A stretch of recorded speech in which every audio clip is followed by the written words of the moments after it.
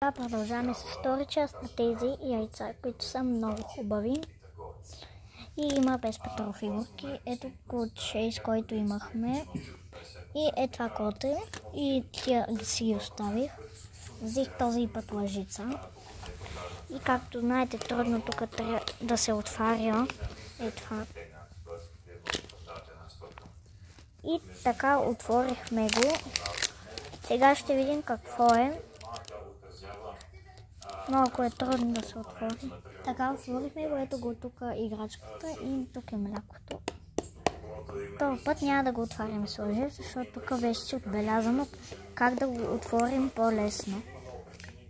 Така. Още го отварям. И е много трудно. Отворихме го. И така, ето го. Сега ще го хапнем с лъжичката.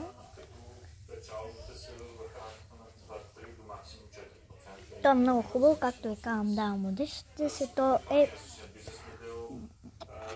уникално. Ще вземем още.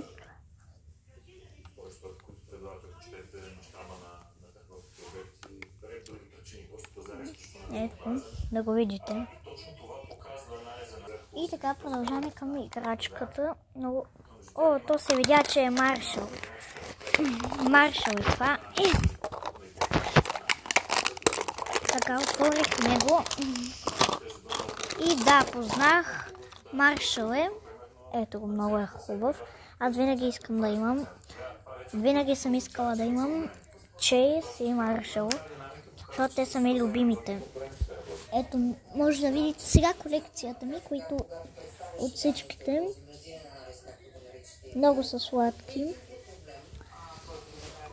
Така, да видим и бележката пак, както са ни оставили пак. И така, вие като сте я виждали, няма какво да го заотворим. Иначе са много яки тези.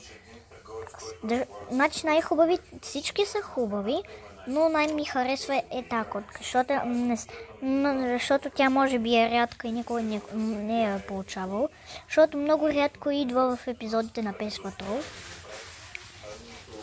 И това беше от мен.